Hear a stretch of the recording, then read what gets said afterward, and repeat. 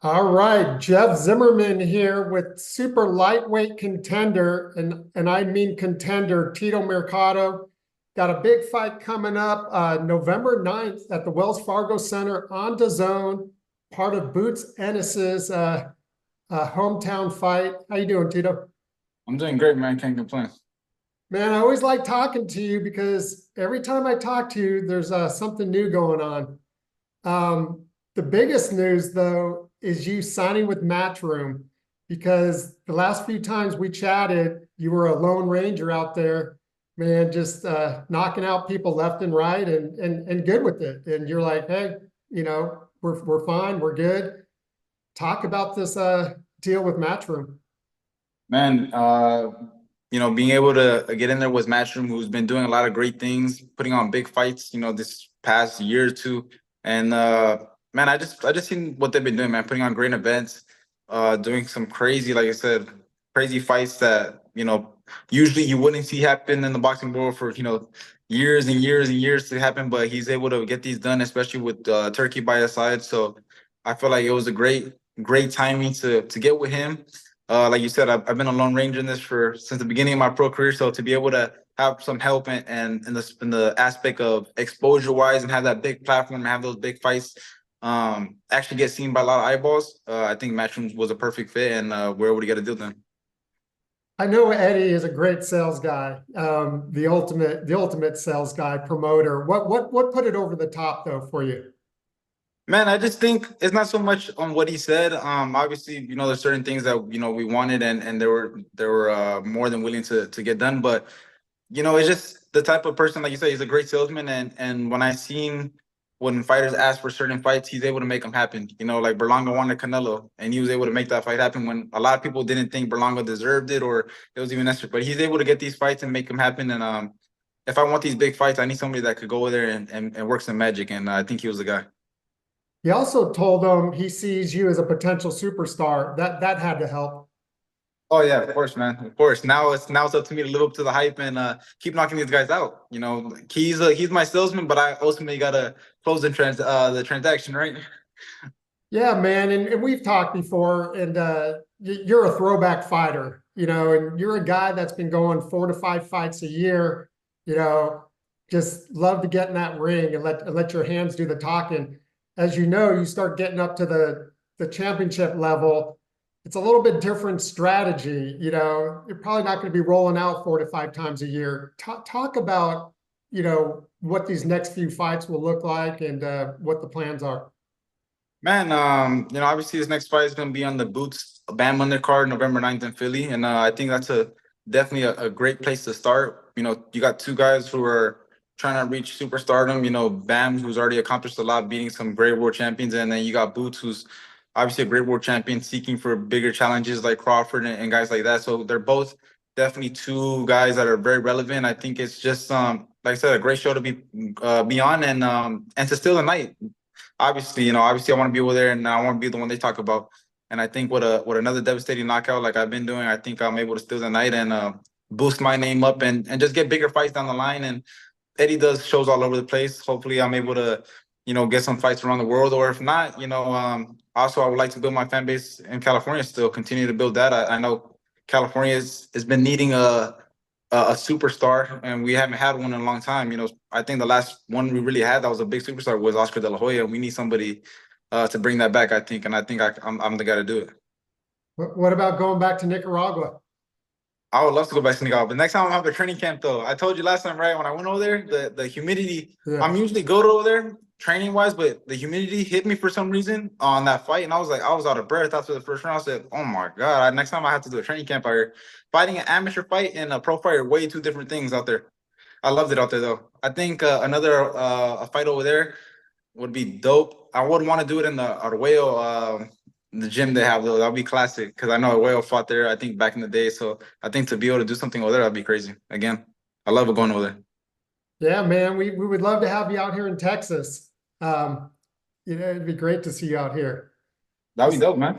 I mean, Um, especially with Bam. I know he fights out there quite often. I think that could definitely be if he headlines another card out there, I think that'd be definitely ideal again. Because like I said, Bam's a great fighter. Obviously brings a lot of Hispanics in, and I think I could definitely contribute to that. Yeah, I know Robert Garcia, Texas is like their second home, so I could see that happening down the Yep. road. But listen, who do we got? Who do you? I mean, last time I read, you're fighting the always dangerous TBA to be announced. Anybody lined up yet? Nobody official yet. We have the only thing I keep out is the next one is gonna be a southpaw. We've been training for a southpaw since the beginning of the training camp, and we had two former world champions that were southpaws that were very well known. They pulled out of the fight, both of them. For some reason, my luck, nobody wants to fight me. So we have a southpaw coming in, and like I said, man, it's always something. So I don't want to jinx it, but hopefully it's gonna be a southpaw. Let me ask you, Tito, because now people, just that press release alone, you signing with Matchroom, I think your stock just automatically rose from that, right? I mean, with Eddie and the press and what they do with media. Do you feel, does it change things for you as far as mentality? You're going to be probably more of the hunted versus, you're still going for a world title. What's the mindset now?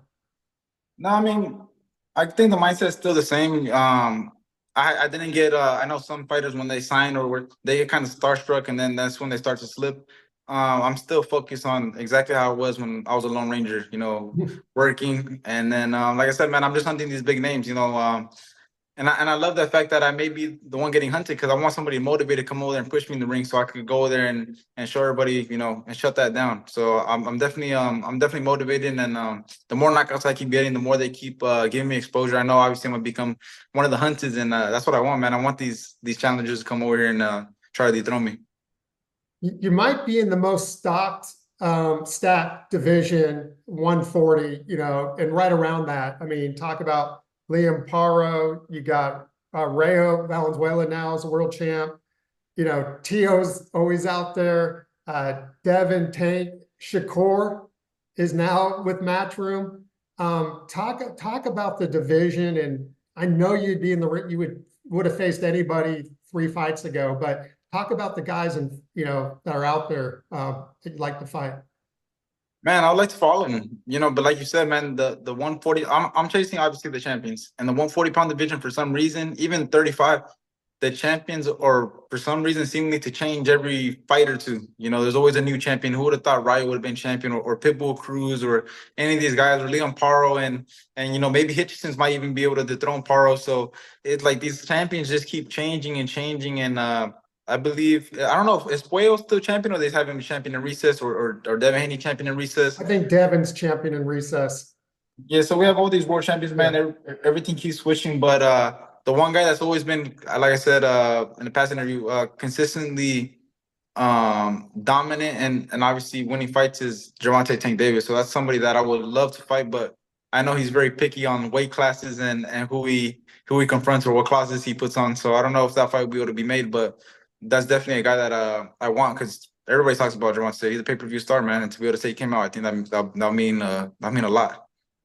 Now he's got a fight with Lamont Roach coming up in Houston. What are your thoughts on that fight? I mean, excuse my language, but I think that's a BS fight. He keeps, a guy at that level, man. I could see that from a prospect, bringing guys up in weight, but he does that consistently. He brings guys up or he brings guys lower. To bring a guy who's really, I mean, for me, a 26-pounder, to bring him up to 35 and I don't know, man. I just feel like it's he's definitely picking his fights, but I don't blame him, man. I mean, he's the pay-per-view star. He can do what he wants, but I definitely don't see that fight going past 3 or 4 rounds. But that's number one. He's number one on your hit list. If the stars align, I guess. Right? Yeah. I mean, he's the only one that right now that's a pay-per-view star besides Canelo. Obviously, Canelo is 168.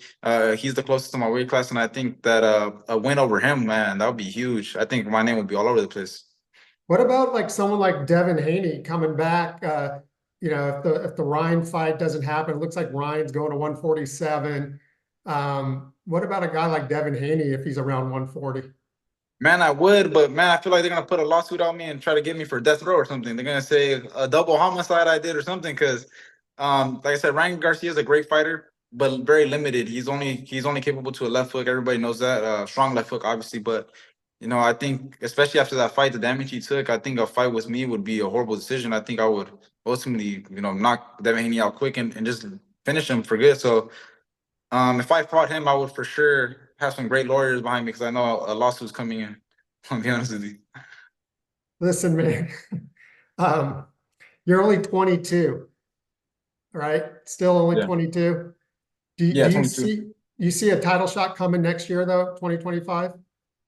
Most definitely. I feel like title shot could very well happen next year. Like I said, especially with Matchroom, they're able to make these fights happen. And I know if I'm persistently knocking these guys out, and if I ask for these fights, I know they could get them for me. And I know ultimately I'll win those fights. And sometime next year, man, we'll be talking, and I'll be a world champion. We're going to wrap up here in a minute here with super lightweight sensation Tito Mercado fighting on the Boots card coming up here in about a month or so. Let's talk about some of these fights that just happened, though. We were talking a little bit before we got on Bakram, and I'm not going to even try to say his name because I don't want to butcher it. But, Tim Zhu, trying to build himself in the U.S. What were your thoughts on that? I think as far as Tim Zhu, he's a great fighter, man. A lot of heart, but I think they just put him in a horrible fight right after that Fendora fight. Even though I thought he won, but you don't put a guy in another hard fight after he just had a hard fight. And I think they underestimated Bakram. I'm not sure if I'm even saying his name. We're Yeah. both gonna butcher his name, right?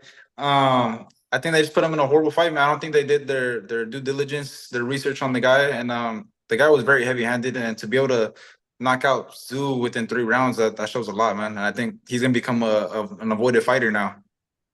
Yeah, sounds like he's going to be the new boogeyman. Yeah. 54. And what, like 2 weeks ago or so, Bivol and Beterbiev. Give me your thoughts on that match. Man, there was a lot of close rounds, but I just feel like the whole time who was dictating the pace and everything, I thought it was Bivol. I'm gonna be honest. He won a lot of the early rounds. I feel like even the times when Better was coming forward, he was ineffective or wasn't letting his hands go. There were certain rounds where it seemed like he was hurting Bivol, or at least not wanting Bivol to get engaged. But I thought I had it, man. I had it like 7-5 for Bivol. When I saw the fight announced, I commented it was a robbery, only in the sense that 116, 112 for Better I thought was way too outrageous. I thought if they would have done a draw or 1 point either way, I could have seen that happen, but I had Bivol up 7-5. Yeah, that seemed to be the consensus out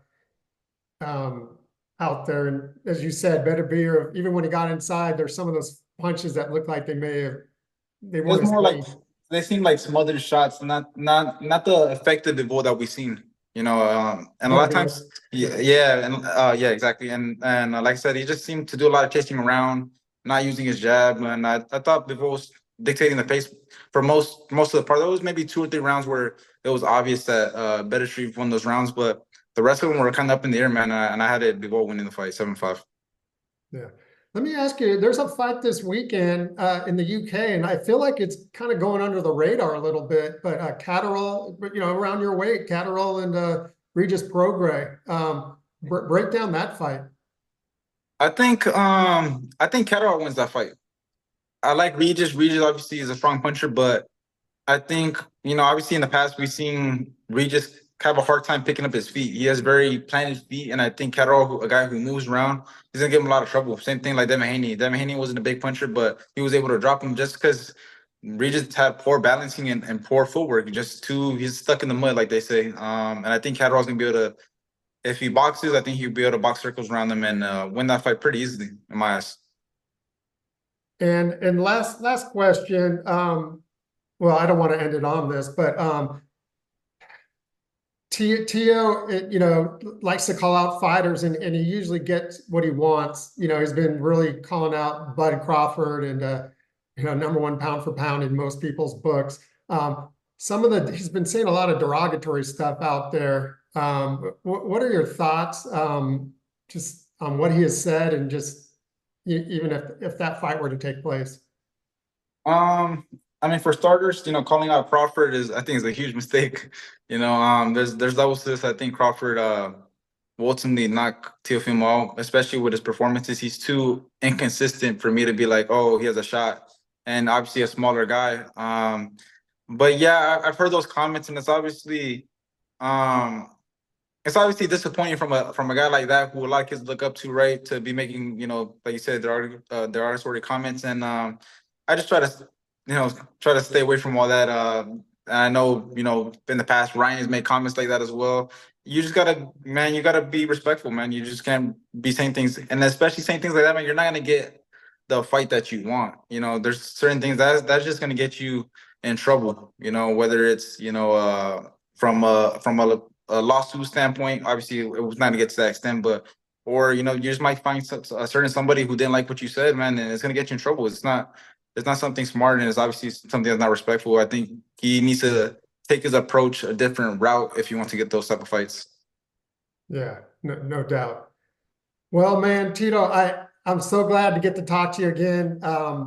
You're always great. Just a great head on your shoulder. Again, I still can't believe you're 22, but Yeah. it looks like everything you dream for is right in front of you. Starting November 9th, the Wells Fargo Center in Philly. I know Boots sold it out last time, so obviously the Philly fans and brotherly love, a huge fight town, and I know you don't know who you're going to fight yet, but I wish you all the best, and can't wait to do this again. Thank you, Jeff. I appreciate you, man. Hopefully, we get another interview in after the fight. Most definitely, man. Good luck. Thanks, Jeff. I appreciate you.